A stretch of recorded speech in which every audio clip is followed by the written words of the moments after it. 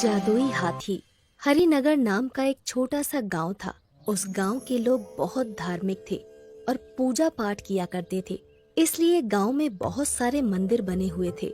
गांव के एक कोने में एक छोटा सा टूटा फूटा घर था, जिसमें मुन्नी, गणपत और उनकी माँ राधिका रहा करती थी। मुन्नी 10 साल की हो चुकी थी और उसका भाई गणपत उससे बड़ा था। दोनों भाई बहन एक दूसरे को बहुत प्यार करते थे और साथ साथ खेला करते थे। मुन्नी और गणपत भगवान गणेश के बहुत बड़े भक्त थे। दोनों रोज सुबह उठकर मंदिर जाते थे और भगवान गणेश की पूजा किया करते थे। उनकी माँ राधिका भी गणेश भगवान को बहुत मानती थी और अक्सर गणेश भगवान के नाम पर घर में लड्डू बनाती रहती थी। लेकिन उनके घर की स्थिति बहुत खराब थी। राधिका दिन भर मेहनत मजदूरी करके पैसे कमाती थी और अपने दोनों बच्चों का पेट पालती थी। एक दिन राधिका काम करके शाम को वापस अपने घर लौट रही थी। रास्ते में उसे बनिए की दुकान दिखाई देती है। अरे चाचा, आज तुम दुकान पर कैसे आ गए? और बिट्टू कहाँ है? अरे बेटा, उसकी तबीयत तो बहुत खराब है, इसलिए मुझे दुकान पर आना पड़ा। अच्छा अच्छा चाचा, मुझे 1 किलो बेसन दे दो। बहुत दिनों से लड्डू बनाकर गणेश भगवान को प्रसाद नहीं लगाया। इसके बाद राधिका बेसन लेकर अपने घर पहुंच जाती है और लड्डू बनाने लगती है। थोड़ी देर बाद मुन्नी और गणपत बाहर से खेलकर घर आते हैं। अरे वाह, बेसन के लड्डू! मुझे तो लड्डू देखकर रहा ही नहीं जा रहा। तू रहने दे मुन्नी, पहले लड्डू का भोग भगवान गणेश को लगेगा, है ना माँ? हाँ बेटा, पहले भगवान जी को भोग लगाएंगे, उसके बाद तुम दोनों लड्डू खा सकते हो। अच्छा ठीक है, लेकिन माँ, मुझे आपसे एक बात पूछनी थी। हाँ मुन्नी, पूछो। गांव के बाहर एक सर्कस आया है जिसमें एक हथनी का बच्चा फ्री में मिल रहा है। मैं वो हथनी अपने घर पर लाना चाहती हूँ। नहीं मुन्नी बेटा, हम लोग बहुत गरीब हैं, हम हथनी की सेवा नहीं कर सकते। लेकिन मुन्नी रोने लगती है और मजबूर होकर गणपत वो हथनी अपने घर ले आता है। हथनी के घर आते ही मुन्नी बहुत खुश हो जाती है। धीरे धीरे समय गुजरता जाता है। मुन्नी और उस हथनी में गहरी दोस्ती हो जाती है। मुन्नी उसके ऊपर चढ़कर सारे गांव की सवारी करती है। राधिका भी जैसे तैसे पैसे जमा करके उस हथनी की सेवा करती है। एक दिन रात को तीनों लोग आपस में बातें कर रहे थे, तभी कोई दरवाजा खटखटाता है। अरे, कोई है? दरवाजा खोलो। गणपत तुरंत दरवाजा खोलता है तो सामने बूढ़ी काकी खड़ी हुई थी। अरे, आओ काकी, अंदर आओ। अरे काकी, इतनी रात को कैसे आना हुआ? अब क्या बताऊं बेटा, घर में खाने का एक दाना नहीं है और मेरी कोई नहीं सुनता। सबको तो बस अपनी अपनी पड़ी है। अगर तुम मुझे कुछ पैसे दे दो तो बड़ी मेहरबानी होगी। इतना सुनते ही कुछ देर के लिए सभी लोग शांत हो जाते हैं। फिर अरे कोई बात नहीं काकी, मेरे पास कुछ पैसे पड़े हैं, तुम ले जाओ। इतना कहकर राधिका अंदर जाती है और कुछ पैसे लाकर बूढ़ी काकी को दे देती है। भगवान तुम्हारा भला करे बेटा। इतना कहकर बूढ़ी काकी वहाँ से चली जाती हैं। बूढ़ी काकी के जाते ही गणपत अपनी माँ से पूछने लगता है। माँ, हमारे पास केवल उतने ही पैसे थे, तुमने वो भी पैसे काकी को दे दिए, क्यों? अब हम लोग क्या करेंगे? बेटा, किसी जरूरतमंद की मदद करना बहुत ही नेक काम होता है, ऊपर वाला सब ठीक कर देगा। इसके बाद सभी लोग सो जाते हैं। अगली सुबह होते ही राधिका काम पर जाने लगती है। अरे गणपत, मैं पास वाले गांव में काम करने जा रही हूँ, हो सकता है आते आते रात हो जाए। हाँ ठीक है माँ, हम लोग घर पर ही रहेंगे। राधिका काम पर चली जाती है। अपनी माँ के जाते ही मुन्नी गणपत के पास आती है। भैया, घर में एक भी पैसा नहीं, अकेले माँ कब तक हमें खिलाती रहेंगी? हमें भी कुछ करना चाहिए। तू ठीक कहती है मुन्नी, लेकिन हम कर क्या सकते हैं? मेरे पास एक आइडिया है भैया, क्यों ना हम लोग अपनी हथनी से सभी लोगों को सवारी कराएं, जिससे हमें काफी पैसे मिल जाएंगे। वाह मुन्नी, क्या आइडिया है। इसके बाद गणपत और मुन्नी अपनी हथनी से गांव वालों को सवारी कराने लगते हैं।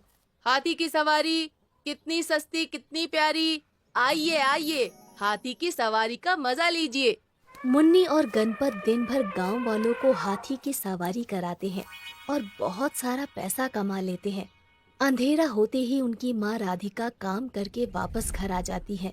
माँ, आज हमने गांव वालों को अपनी हथनी की सवारी करा के बहुत सारा पैसा कमाया। ये देखो, इतने सारे पैसे।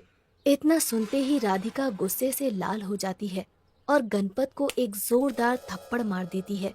गणपत रोने लगता है। माँ, तुमने भैया को क्यों मारा? हमारी हथनी गर्भवती है और तुम लोगों ने गांव वालों को उसकी सवारी करा दी। हे गणपति बप्पा, माफ करना, मुझे पता नहीं था माँ, मुझे माफ कर दो। अभी जाकर तुरंत हथनी से माफी मांगो, वरना भगवान गणेश नाराज हो जाएंगे।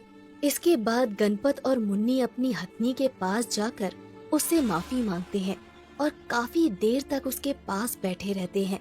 तभी उनकी माँ आवाज लगाती है। अरे बेटा, कितनी रात हो गई है, आओ खाना खा लो। जो हुआ उसे भूल जाओ। 2 दिन बाद गणेश चतुर्थी है, हमें कल पूजा का सामान लेने भी जाना है। गणपत और मुन्नी खाना खाकर सो जाते हैं। 2 दिन बाद गणेश चतुर्थी का त्योहार आ जाता है और गणेश चतुर्थी के दिन हथनी 3 बच्चों को जन्म देती है। राधिका, मुन्नी और गणपत बहुत खुश होते हैं और धूमधाम से गणेश चतुर्थी का त्योहार मनाते हैं। हम बहुत किस्मत वाले हैं, आज के दिन हथनी ने 3 हाथियों को जन्म दिया है। हाँ माँ, और देखो ना, ये तीनों छोटे छोटे हाथी कितने प्यारे लग रहे हैं। कुछ महीनों बाद तीनों हाथी के बच्चे थोड़े थोड़े बड़े हो जाते हैं। एक रात को तीनों हाथी के बच्चे घर के बाहर रस्सी से बंधे हुए थे और वो रात पूर्णिमा की रात थी। जैसे ही रात के 12 बजते हैं तो चांद की रोशनी उन तीनों हाथियों पर पड़ती है। तो देखते ही देखते पहला हाथी सोने के लड्डू निकालने लगता है और दूसरा हाथी जादुई मोदक निकालने लगता है और तीसरा हाथी बहुत सारा जादुई खाना निकालने लगता है। अगली सुबह जब राधिका तीनों हाथियों के पास सोने के लड्डू और ढेर सारा खाना देखती है तो जोर से आवाज लगाती है। गणपत, मुन्नी, जल्दी यहाँ आओ, देखो यहाँ क्या हो गया है। गणपत और मुन्नी दौड़कर वहाँ पहुँच जाते हैं और वहाँ का नजारा देखकर उनकी आंखें फटी की फटी रह जाती हैं। लगता है माँ, ये तीनों जादुई हाथी है। अरे बाप रे, इतना सारा खाना और सोने के लड्डू। अब हमारी सारी गरीबी दूर हो जाएगी। लेकिन इससे पहले तो कभी ऐसा नहीं हुआ, कहीं कोई भूत प्रेत का साया तो नहीं। माँ, कल पूर्णिमा की रात थी और इससे पहले हमने कभी भी तीनों हाथियों को रात को बाहर नहीं बांधा था। थोड़ी देर बातें करने के बाद वो लोग सारा जादुई खाना और सोने के लड्डू उठा लेते हैं। राधिका और गणपत शहर जाकर सोने के लड्डू बेच देते हैं। इससे उन्हें ढेर सारा पैसा मिल जाता है और वो लोग बहुत बड़ा घर बनवा लेते हैं और साथ ही तीनों जादुई हाथियों और उनकी माँ हथनी के लिए भी एक बड़ा सा बाड़ा तैयार करवा लेते हैं। हर पूर्णिमा की रात को वो तीनों जादुई हाथी ढेर सारा जादुई खाना, जादुई मोदक और जादुई सोने के लड्डू देते थे। राधिका, मुन्नी और गणपत ढेर सारा जादुई खाना गांव के गरीब लोगों में बांट देते थे और अपने घर के बगल में एक बहुत बड़ा गणेश भगवान का मंदिर बनवाते हैं। धीरे धीरे आसपास के बहुत सारे गांव में ये बात फैल जाती है कि वो तीनों हाथी जादुई हैं। दूर दूर से लोग जादुई हाथियों के दर्शन करने आने लगते हैं।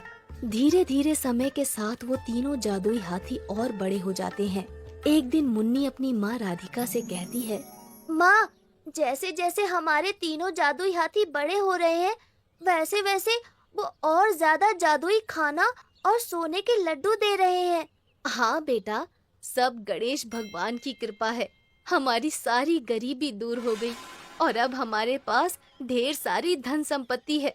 इसलिए अब हम सारा जादुई खाना और जादुई मोदक और ये सोने के लड्डू जरूरतमंद लोगों और गरीबों में बांट देंगे।